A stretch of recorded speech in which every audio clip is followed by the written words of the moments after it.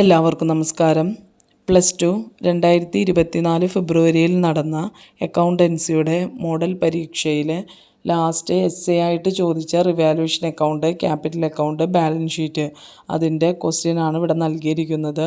ഇതെങ്ങനെയാണ് ആൻസർ ചെയ്യുന്നത് എന്നുള്ളതാണ് ഈ വീഡിയോയിൽ ഉൾപ്പെടുത്തിയിരിക്കുന്നത്. വീഡിയോ കേൾക്കുന്നതിനോടൊപ്പം നോട്ട്ബുക്കിലേക്ക് ക്വസ്റ്റ്യൻ എഴുതിയെടുത്ത് ഞാൻ ചെയ്യുന്നതിനോടൊപ്പം ചെയ്തു പോകുക. എന്നാൽ നിങ്ങൾക്ക് പെട്ടെന്ന് അത് മനസ്സിലാക്കാൻ സാധിക്കും. എന്തെങ്കിലും ഡൗട്ടുകൾ ഉണ്ടെങ്കിൽ കമൻറ്റിലൂടെ ചോദിക്കാവുന്നതാണ്. ആദ്യം തന്നെ ചെയ്യേണ്ടത് റിവാലുവേഷൻ അക്കൗണ്ടാണ്. റിവാലുവേഷൻ അക്കൗണ്ടിൻ്റെ ഫോർമാറ്റ് വരച്ചു.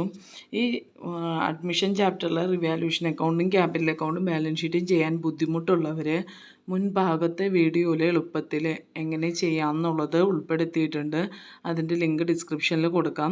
അത് നോക്കിയിട്ട് മനസ്സിലാക്കിയതിന് ശേഷം ഇത് ചെയ്തു നോക്കിയാൽ ഇച്ചിരി കൂടി എളുപ്പമായിട്ട് തോന്നും.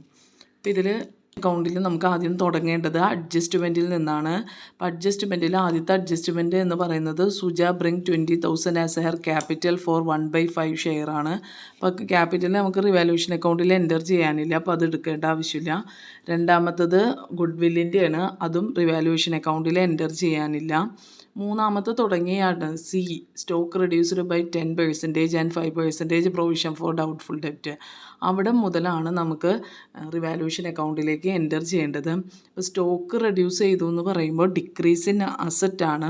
അപ്പോൾ അസറ്റ് ഡിക്രീസ് ഇൻ അസറ്റ് ഫോർമാറ്റിൽ വരുന്നത് ഡെബിറ്റ് സൈഡാണ്. അപ്പോൾ ഡെബിറ്റ് സൈഡിൽ സ്റ്റോക്ക് എന്ന് എഴുതിയിട്ട് സ്റ്റോക്കിൻ്റെ എമൗണ്ട് എത്രയാണോ തന്നേക്കുന്നത് അതിൻ്റെ 10% കണ്ടിട്ട് ഔട്ടർ കോളം കൊടുക്കണം.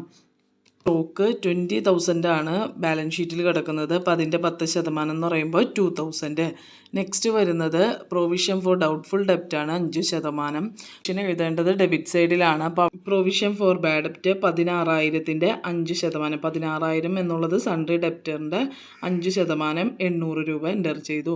നെക്സ്റ്റ് വരുന്നത് land and building appreciated by 20% ആണ്. ഇപ്പോൾ ലാൻഡ് ആൻഡ് ബിൽഡിംഗ് അപ്രീസിയേറ്റഡ് എന്ന് പറയുമ്പോൾ ഇൻക്രീസ് ഇൻ അസറ്റ് ആണ്. അപ്പോൾ ഇൻക്രീസ് ഇൻ അസറ്റ് എഴുതേണ്ടത് ക്രെഡിറ്റ് സൈഡാണ്. അപ്പോൾ ലാൻഡ് ആൻഡ് ബിൽഡിംഗ് എന്ന് എഴുതിയിട്ട് 26,000ൻ്റെ 20% കണ്ട് ഔട്ടർ കോളം കൊടുക്കണം. ഇപ്പോൾ ലാൻഡ് ആൻഡ് ബിൽഡിംഗ് 26,000ൻ്റെ 20% 5,200 രൂപ എൻ്റർ ചെയ്തു. നെക്സ്റ്റ് വന്നത് അൺറെക്കോർഡഡ് ഇലക്ട്രിസിറ്റി ബിൽ ഫോർ 1,000 ആണ്. അപ്പോൾ അത് നമുക്ക് അൺറെക്കോർഡഡ് എന്ന് എഴുതേണ്ടതില്ല. ഇലക്ട്രിസിറ്റി ബില്ല് ഔട്ട്സ്റ്റാൻഡിംഗ് ആണ്, അൺറെക്കോർഡഡ് ലയബിലിറ്റിയിൽ ഉൾപ്പെടുന്നതാണ്. അപ്പോൾ അതിനെ നമുക്ക് 1,000 രൂപ എൻ്റർ ചെയ്യുക. അപ്പോൾ ഇത്രയാണ് റിവാലുവേഷൻ അക്കൗണ്ടിൽ എൻ്റർ ചെയ്യേണ്ടത്. അതിനുശേഷം രണ്ട് സൈഡ് ടോട്ടൽ ചെയ്യുക. ടോട്ടൽ ചെയ്യുമ്പോൾ കൂടുതലുള്ള എമൗണ്ട് ഇപ്പോൾ ഇതിൽ കണ്ടാൽ മനസ്സിലാവും 5,200 ആണ് കൂടുതൽ. അപ്പോൾ അത് രണ്ട് സൈഡിൽ എഴുതുക. കുറവുള്ളിടത്ത് മൈനസ് ചെയ്തിട്ട് കിട്ടിയാൽ നമുക്കിവിടെ പ്രോഫിറ്റ് ലഭിക്കും. രണ്ട് സൈഡും 5,200 രൂപ എൻ്റർ ചെയ്തു. അതിനുശേഷം കുറവുള്ളിടത്ത് മൈനസ് ചെയ്യുമ്പോൾ 1,400 രൂപ ലഭിക്കും. ഈ 1,400 രൂപയെ 3:1 അഞ്ജുനും മഞ്ജുവിനും ഷെയർ ചെയ്ത് കൊടുക്കണം. 1,400 ഇൻറ്റു 3/4 അഞ്ജുവിനും 1,400 ഇൻറ്റു 1/4 മഞ്ജുവിനും ഡിവൈഡ് ചെയ്ത് കൊടുക്കുക. നമുക്ക് റിവാലുവേഷൻ അക്കൗണ്ട് പ്രോഫിറ്റ് ലഭിക്കും. അപ്പോൾ ഇങ്ങനെയാണ് റിവാലുവേഷൻ അക്കൗണ്ട് ചെയ്യേണ്ടത്. എന്തെങ്കിലും ഡൗട്ട് ഉണ്ടെങ്കിൽ കമൻറ്റിലൂടെ ചോദിക്കാം. ഇനി നമുക്ക് ചെയ്യേണ്ടത് ക്യാപിറ്റൽ അക്കൗണ്ടാണ്. ക്യാപിറ്റൽ അക്കൗണ്ട് എങ്ങനെ ചെയ്യണമെന്നുള്ളത് നോക്കാം. നെക്സ്റ്റ് ചെയ്യാൻ പോണത് ക്യാപിറ്റൽ അക്കൗണ്ടാണ്. അതിൻ്റെ ഫോർമാറ്റ് വരച്ചു. പർട്ടിക്കുലേഴ്സ് അഞ്ജു, മഞ്ജു, സുജ. പർട്ടിക്കുലേഴ്സ് അഞ്ജു, മഞ്ജു, സുജ. അതിനുശേഷം നമുക്ക് സ്റ്റാർട്ട് ചെയ്യേണ്ടത് ക്രെഡിറ്റ് സൈഡിൽ നിന്ന് എഴുതി തുടങ്ങാം. ക്രെഡിറ്റ് സൈഡിൽ ആദ്യം തന്നെ എഴുതേണ്ടത് ബാലൻസ് ബ്രോ ഡൗൺ ആണ്. അത് ക്വസ്റ്റ്യൻ്റെ ബാലൻസ് ഷീറ്റിൻ്റെ ലയബിലിറ്റി സൈഡിൽ തന്നേക്കുന്ന എമൗണ്ടാണ് എഴുതേണ്ടത്. അപ്പോൾ അത് നമുക്ക് എൻ്റർ ചെയ്യാം. അപ്പോൾ നമ്മൾ ബാലൻസ് BD അഞ്ജുവിൻ്റെ ക്യാപിറ്റലും മഞ്ജുവിൻ്റെ ക്യാപിറ്റലും എൻ്റർ ചെയ്തു. അതിനുശേഷം മൂന്നാമത്തെ ആളുടെ ക്യാപിറ്റൽ അഡ്ജസ്റ്റ്മെൻറ്റിൽ നിന്ന് 20,000 എൻ്റർ ചെയ്തു. ഇപ്പോൾ ക്യാഷ് എന്നും പറഞ്ഞിട്ട് മൂന്നാമത്തെ ആളുടെ ക്യാപിറ്റലും എൻ്റർ ചെയ്തു. അതിനുശേഷം ബാലൻസ് ഷീറ്റിൽ റിസർവ് എന്തെങ്കിലും ഉണ്ടോ എന്ന് നോക്കണം. റിസർവ് ഉണ്ടെങ്കിൽ ലയബിലിറ്റി സൈഡിലെ റിസർവിനെ നമ്മൾ ഇവിടെ എൻ്റർ ചെയ്ത് കൊടുക്കുക. അതിനുശേഷം അത് 2 പേർക്ക് ഷെയർ ചെയ്ത് കൊടുക്കണം. അപ്പോൾ അതും ചെയ്യാം. ഇവിടെ 4,000 രൂപ റിസർവ് ഫണ്ട് ഉണ്ട്. അപ്പോൾ നമുക്കിവിടെ റിസർവ് ഫണ്ടിനെ 4,000 രൂപ അഞ്ജുവിനും മഞ്ജുവിനും ഷെയർ ചെയ്ത് കൊടുക്കാം. ഇപ്പോൾ റിസർവ് 3,000 1,000 ഷെയർ ചെയ്ത് കൊടുത്തു. നെക്സ്റ്റ് എഴുതേണ്ടത് ഗുഡ് വില്ലാണ്.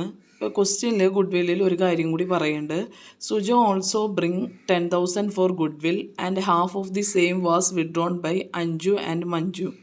അപ്പോൾ സുജ കൊണ്ടുവന്ന ഗുഡ് വില്ല് നമ്മൾ സാധാ എൻട്രി എഴുതുന്ന പോലെ തന്നെ ഗുഡ് വില്ല് ക്രെഡിറ്റ് സൈഡിൽ കൊടുക്കാം.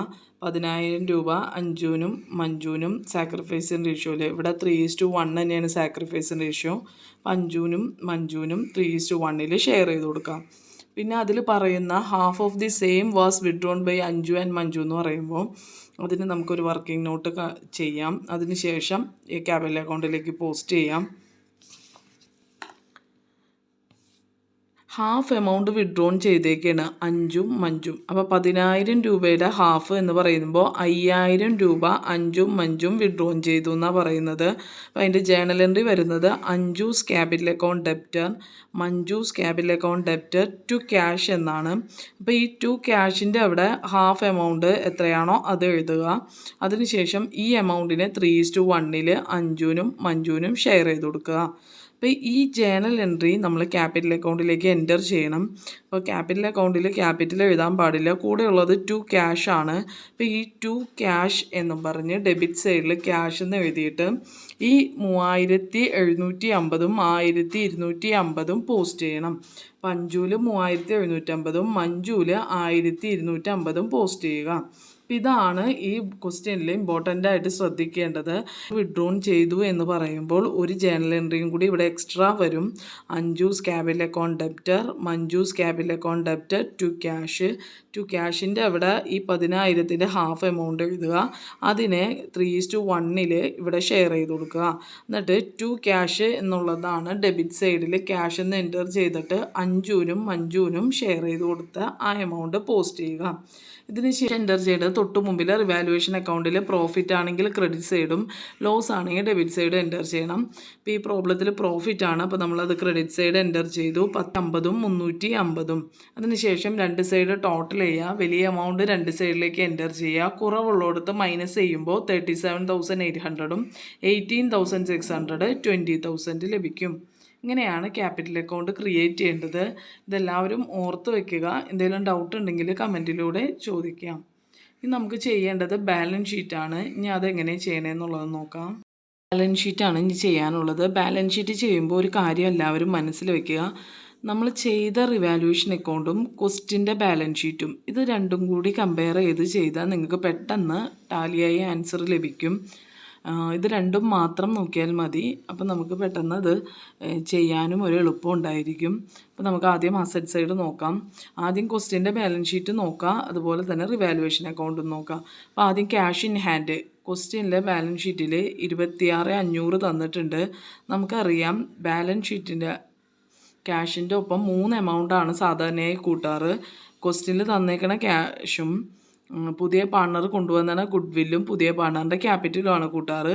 പക്ഷേ അതിൽ ഇവിടെ ഒരു 5,000 രൂപ അവർ വിഡ്രോൺ ചെയ്തിട്ടുണ്ട്. അപ്പോൾ അത് മൈനസ് ചെയ്തിട്ട് കാണിക്കേണ്ടതാണ്. ആ ഒരു കാര്യം ഇവിടെ ശ്രദ്ധിക്കണം. സാധാരണയായി ഈ 3 എമൗണ്ടാണ് നമ്മൾ എൻ്റർ ചെയ്യുക. ക്വസ്റ്റ്യനിലെ ബാലൻസ് ഷീറ്റിൻ്റെ ക്യാഷ്, പുതിയ പാർട്ണറിൻ്റെ ക്യാപിറ്റൽ, പുതിയ പാർട്ണറിൻ്റെ ഗുഡ് വില്ല്.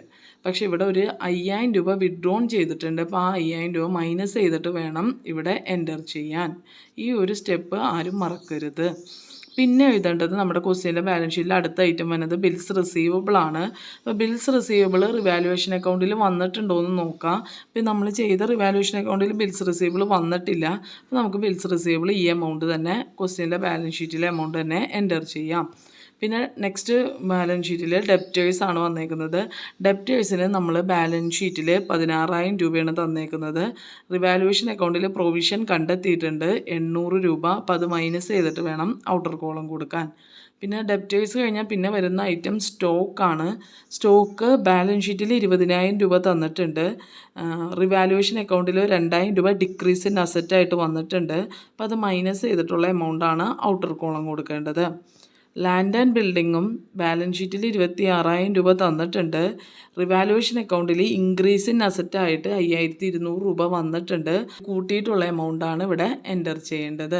ഇപ്പോൾ അസറ്റ് സൈഡിൽ വല്ല അൺറെക്കോർഡഡ് അസറ്റും കൂടി ഉണ്ടോയെന്ന് നോക്കണം. നമുക്ക് ഈ ക്വസ്റ്റ്യനിൽ അൺറെക്കോർഡഡ് അസറ്റ് ഒന്നും തന്നെ ഇല്ല. പിന്നെ നമുക്ക് ചെയ്യേണ്ടത് ലയബിലിറ്റി സൈഡാണ്.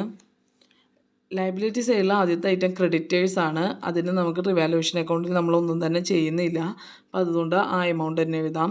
പിന്നെ വരുന്നത് അൺറെക്കോർഡഡ് ലയബിലിറ്റി വന്നിട്ടുണ്ട്. ഇലക്ട്രിസിറ്റി ബില്ല് ഔട്ട്സ്റ്റാൻഡിങ്, ആ എമൗണ്ട് ഇവിടെ എൻ്റർ ചെയ്യണം. പിന്നെ ബാലൻസ് ഷീറ്റ് വന്നത് ക്യാപിറ്റൽ അക്കൗണ്ടാണ്. ഈ ക്യാപിറ്റലിൻ്റെ എമൗണ്ട് എഴുതുമ്പോൾ തൊട്ട് മുമ്പിലെ ക്യാപിറ്റൽ അക്കൗണ്ടിൻ്റെ ബാലൻസ് ക്യാരി ഡൗൺ ആണ് എൻ്റർ ചെയ്യേണ്ടത്. ഇപ്പോൾ 37,800, 18,600, 20,000 ഇങ്ങനെ 3 എമൗണ്ടും കൂടി ആഡ് ചെയ്യുമ്പോൾ 76,400 ലഭിക്കും. ഇനി ഇത് രണ്ട് സൈഡ് ടോട്ടൽ ചെയ്യുമ്പോൾ നമുക്കവിടെ നമ്മുടെ ആൻസർ ലഭിക്കും 1,18,900 രൂപ. 1,18,900 റുപ്പീസ് രണ്ട് സൈഡ് ഈക്വലായിട്ട് ലഭിക്കും. അപ്പോൾ ഈ ഒരു എമൗണ്ടിൻ്റെ കാര്യം മാത്രം ആലോചിക്കുക. പിന്നെ ബാലൻസ് ഷീറ്റ് ചെയ്യുമ്പോൾ റിവാലുവേഷൻ അക്കൗണ്ടും ക്വസ്റ്റ്യൻ്റെ ബാലൻസ് ഷീറ്റും കൂടി കമ്പയർ ചെയ്ത് എഴുതുക. അപ്പോൾ ഇത്രയും കാര്യങ്ങൾ ശ്രദ്ധിച്ചാൽ നമുക്ക് റിവാലുവേഷൻ അക്കൗണ്ട് പെട്ടെന്ന് എളുപ്പത്തിൽ ചെയ്യാൻ സാധിക്കും. ഈ റിവാലുവേഷൻ അക്കൗണ്ട് എളുപ്പത്തിൽ ചെയ്യുന്ന ഫോർമാറ്റൊക്കെ വെച്ചിട്ടുള്ളത് മുൻഭാഗത്തെ വീഡിയോയിലുണ്ട്. അതിൻ്റെ ലിങ്ക് ഡിസ്ക്രിപ്ഷനിൽ കൊടുക്കാം. അത് നോക്കിയിട്ട് ഒരു പ്രോബ്ലം കൂടി ഇതുപോലെ ചെയ്ത് നോക്കുക. Thank you for watching.